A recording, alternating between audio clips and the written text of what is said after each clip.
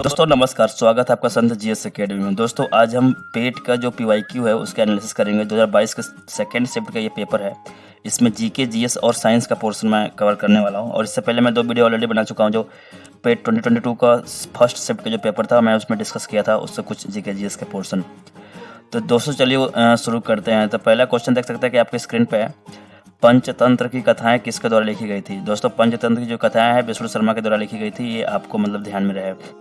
Question number 2 जो दोस्तों है इसमें दिया गया है कि गौतम बुद्ध ने सारनाथ में अपना पहला उपदेश मतलब किस मुद्रा में दिया था, डैश में दिया था। तो दोस्तों ये धम्मचक्र प्रवर्तन मुद्रा में दिया था। ये बहुत ही फेमस है, इसे आप याद रखिएगा। एक हिस्ट्री क्वेश्चन हो, एंशिएंट इंडिया क्वेश्चन हो और गौतम बुद्ध से क्वेश्चन ना हो, ये तो लगभग नहीं होता है, होता ही है।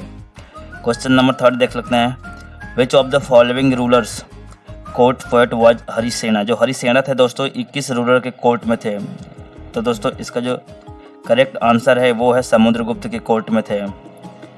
क्वेश्चन नंबर 4 दोस्तों बात कर लेते हैं, right the name of Mughal ruler who री इम्पोज जिजिया। जिजिया री इम्पोज किसने किया दोस्तों? औरंगजेब ने किया था।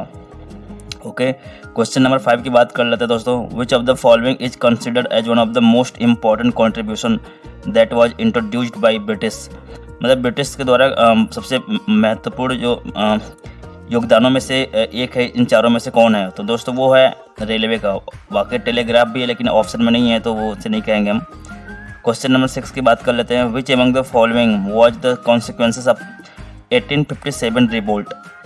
ये 1857 रिवोल्ट का परिणाम क्या था दोस्तों? Transfer the power of East India company to the British crown. मतलब कि जैसे ही ये वॉर होता है उसके बाद मतलब कि जो कंपनी का पावर वो ब्रिटिश क्राउन को मतलब कि ट्रांसफ़र कर दिया जाता है। इससे मतलब कि ये हुआ इसके बाद। क्वेश्चन नंबर 7 की बात कर लेते हैं, the reason of launching the civil disobedience movement by Mahatma Gandhi in 1930। मतलब कि जो सविनय अवज्ञा आंदोलन था महात्मा गांधी जी के द्वारा 1930 में शुरू करने का कारण क्या था दोस्तों? शुरू करने का कारण जो था इसमें सिंपल सा है, Dandi march to break salt laws. मतलब कि जो साल्ट लॉज थे वो उसे मतलब कि ब्रेक कानून तोड़ने के लिए दांडी मार्च किया गया था। ये मतलब कारण था। क्वेश्चन नंबर 8 की बात कर लेते हैं, which of the following was free India first India governor general. मतलब फ्री इंडिया के फर्स्ट गवर्नर जनरल इंडिया मतलब कि कौन थे इंडिया के? तो सी राजगोपालचारी थे। ये याद रखिएगा, जीके टाइप क्वेश्चन लेकिन जीएस में भी आ जाएगा ये। क्वेश्चन नंबर 9 है, Burma was separated from India by which of the following act. दोस्तों गवर्नमेंट ऑफ इंडिया एक्ट 1935 का है।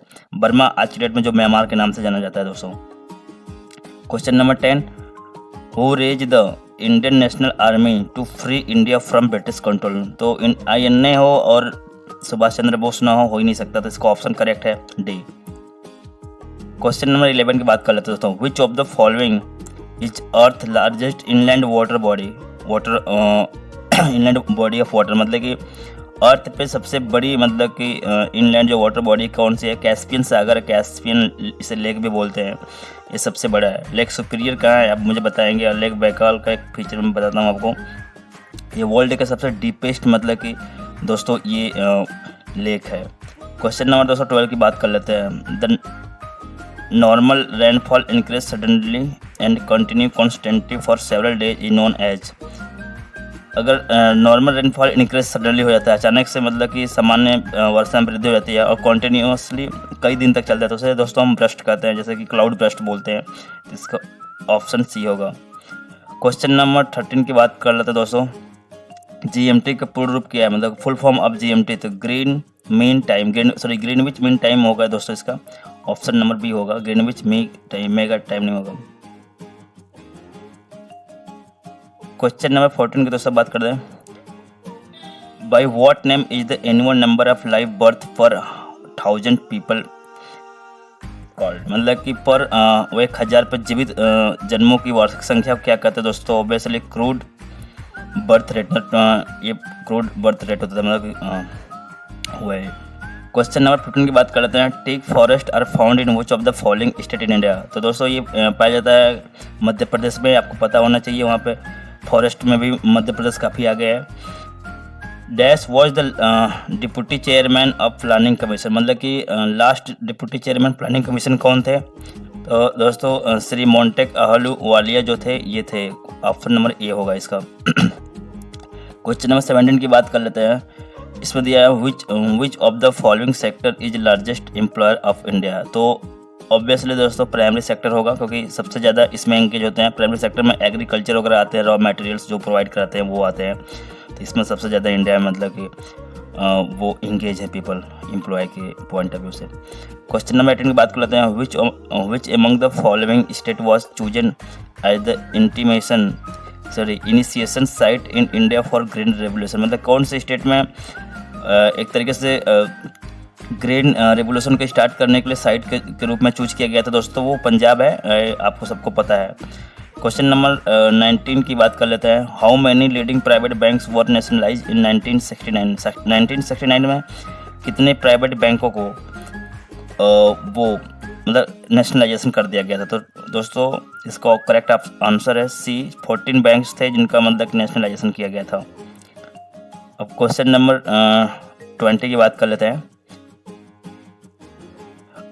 1991 के आर्थिक सुधारों के बाद डैश उद्योग विशेष रूप से सार्वजनिक क्षेत्र के लिए आरक्षित थे, मतलब कि आपको पता है कि 1991 में मतलब कि दोस्तों एलपीजी इंडिया में आया था, ठीक।